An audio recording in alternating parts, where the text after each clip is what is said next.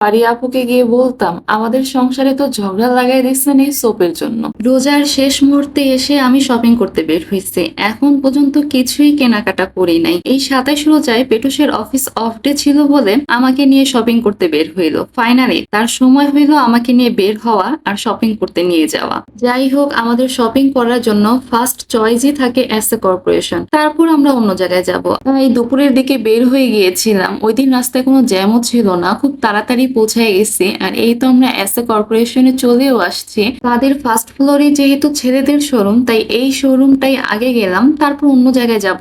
এখানে আগে পেটুসের শার্ট কেনার জন্য চলে আসলাম। ওর অফিসের রেগুলার শার্ট পরার জন্য এখান থেকে কেনা হয়। তাদের শার্ট গুলো ভালোই হয়, এগুলো রেগুলার শার্ট ইউজের জন্য ঠিক আছে। তাই আর কি এখানে আসা। আর পেটুস এখান থেকে সব সময়ই নেয়, তার মধ্যে বাই টু গেট ওয়ান শার্টও পাওয়া যায়। সেজন্য পেটুস এখান থেকে 3টা শার্ট চুজ করতেছিল কোন 3টা ও নিবে। অফিসে পরার জন্য এই শার্ট গুলো আমার কাছে মনে হয় ঠিক আছে। দুপুরে যাওয়ার কারণে রাশ কম ছিল, এটাই আমার কাছে ভালো লাগতেছিল। বেশি রাশ থাকলে আমি আসলে ঠিক মতো কেনাকাটা করতে পারি না, কোনো কিছু ঠিক মতো দেখতেও পারি না, মনে হয় আমি কতক্ষণে বের হয়ে চলে যাব। পেটুস ট্রায়াল রুম থেকে এই শার্টটা পরে আসলো। আমাদের কিন্তু এই শার্টটা নেওয়ার কোনো প্ল্যান ছিল না। পেটুস যখন এই শার্টটা পরে আসলো, দেখতে ওকে ভালোই লাগতেছিল, মাশাআল্লাহ। পেটুসকে বললাম এই শার্টটা তোমাকে সুন্দর লাগতেছে, এই শার্টটা নিয়ে নাও। আমাদের এটা যেহেতু নেওয়ার কোনো প্ল্যান ছিল না, জাস্ট ওকে ট্রায়াল দেওয়ার জন্য এই শার্টটা দেখছে ওর হয় নাকি, আর এটা দেখার পরে দেখলাম না ওকে সুন্দর লাগতেছে, তাই আর কি এই শার্টটা আমরা নিয়ে নিলাম। পেটুসও বলতেছে ভালোই লাগতেছে, নিয়ে নেই তাহলে এই শার্টটা।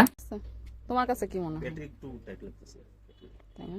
পেটুস যেই শার্টই পরে ওই শার্টই নাকি ওর বডিতে ঠিক হয়, পেটে গিয়ে আটকিয়ে যায়। পেটুসের জন্য যেই শার্টই আমি চুজ করি দেখা যায় ওর বডিতে হইতেছে, ওর পেটে গিয়ে আটকে যাইতেছে, শার্টটা নিতে পারতেছি না। তখন যে কি পরিমাণ বিরক্ত লাগে। যাই হোক, অবশেষে 3টা শার্ট আমরা চুজ করলাম, আর একটু লুজই কেনা হয়েছে শেষে। কি করার, বডিতে হইতেছে, পেটে আটকে যেতেছে, এখন আর কিছু করার আছে? কিছুই তো করার নাই। আমরাও এখান থেকে বের হয়ে গেলাম। পাশেই ছিল ব্যাগস আর জুতার শোরুম, এখানে ব্যাগ আর জুতা দেখতেছিলাম, বাট শেষ মুহূর্তে যাওয়ার জন্য তেমন একটা কালেকশন আমি দেখতেছিলাম না, জুতার কালেকশন কম ছিল। আমি আসলে এই টাইপের জুতা নিব না, আর যে ব্যাগ দেখতেছিলাম ব্যাগগুলো একটু ছোট হয়ে যায়। যেহেতু হুসামের জন্য আমাকে একটু বড় টাইপের ব্যাগ নেওয়া লাগে, তাই আর কি আমার কেনা হয় নাই।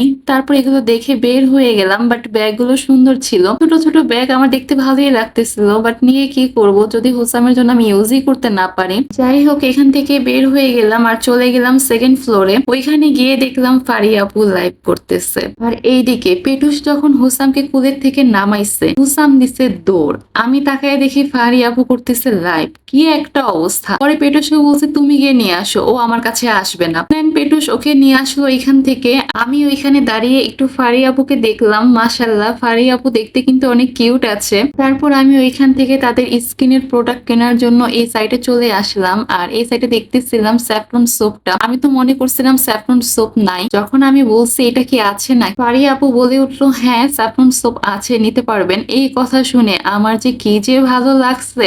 কারণটা হচ্ছে আমি জানতাম এই সোপটা শেষ হয়ে গেছে, ঈদের পরে আসবে। সেই জন্য আমি পেটুসের সাথে ঝগড়াও করছি, আমি ঈদের শপিং করব না, তোমার জন্য আমি এই সোপটা কিনতে পারলাম না। আর এসে যখন শুনলাম এটা আছে, এটা শোনার পর অনেক ভালো লাগছে। তার মধ্যে বাই ওয়ান গেট ওয়ান ছিল, সবগুলো প্রোডাক্টের ডিসকাউন্টও ছিল, তাই আর কি কেনাকাটা করতে অনেক বেশি ভালো লাগতেছিল।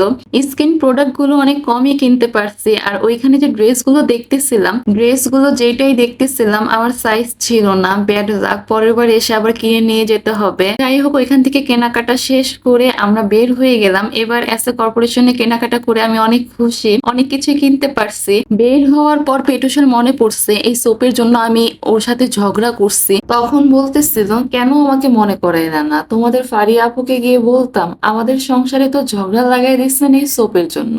এইটা নিয়ে আমরা দুজনেই হাসতেছিলাম। আর বের হয়ে দেখি 6টা বাজে, তাড়াতাড়ি করে সিএনজি নিয়ে বাসার কাছে আসছি। এসে দেখি আর সময় নাই, ইফতারিটা বাইরেই করতে হবে। আমাদের বাসার কাছে এই মোগল রেস্টুরেন্টটা নতুন দিচ্ছে, এখন পর্যন্ত আমাদের যাওয়া হয় নাই। পেটুস বলতেছে চলো এখান থেকে আমরা ইফতারিটা করি, খাবারটা কেমন টেস্ট করা যাবে। যাওয়ার পর শুনি ইফতারি কোনো আইটেম নাই, শুধু এই কাচ্চিটাই আছে। অর্ডার দিলে এই কাচ্চিটাই দিতে হবে, কি আর করার, ইফতারির জন্য এই কাচ্চিটা অর্ডার দিয়ে দিলাম।